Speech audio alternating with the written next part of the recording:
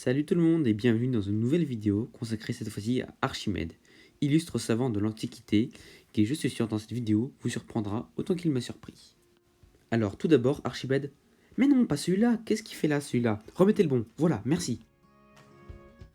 Né en l'an 287 avant Jésus-Christ à Syracuse et mort en l'an -212 à Syracuse également, il est fils de l'astronome Phildias. Le jeune Archimède est très tôt influencé par la célèbre école d'Alexandrie, où l'on suppose qu'il a reçu les enseignements du mathématicien Euclide.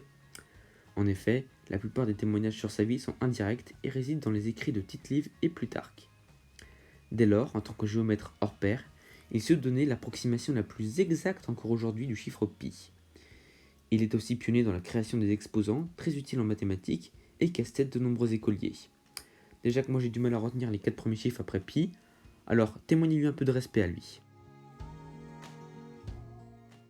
Concernant Archimède, nous pouvons dire que... Ah mais encore toi! Dégage de là! Je disais donc que si l'histoire a retenu son nom, c'est aussi pour le célèbre Eureka, lié au principe d'Archimède découvert alors que celui-ci prenait son bain. Cette phrase prononcée par le savant lorsque celui-ci dut trouver la solution résonne encore aujourd'hui dans nos têtes et est encore utilisée de nos jours. Ce célèbre savant se démarqua aussi par ses inventions, comme la célèbre vis sans fin d'Archimède, ou encore le miroir ardent.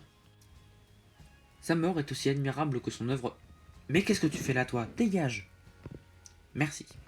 Je disais donc. Sa mort est aussi admirable que son œuvre fut immense.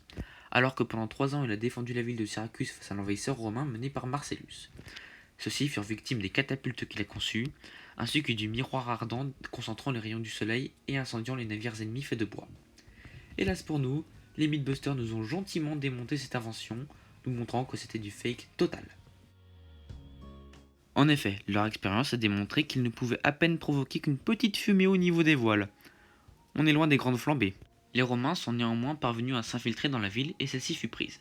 Alors que Archimède devait être gardé en vie selon les ordres de Marcellus, admiratif de son génie, celui-ci fut tué par un Romain ne l'ayant pas reconnu. Marcellus lui organisa des funérailles dignes du génie qu'il était et fut enterré. C'est Cicéron qui plus tard entreprit de restaurer sa tombe en -175 avant Jésus-Christ. De nos jours, nul ne sait où se trouve le véritable tombeau. Affaire à suivre. Sur ce, merci à tous d'avoir regardé cette vidéo. Je vous dis à très bientôt. Bis!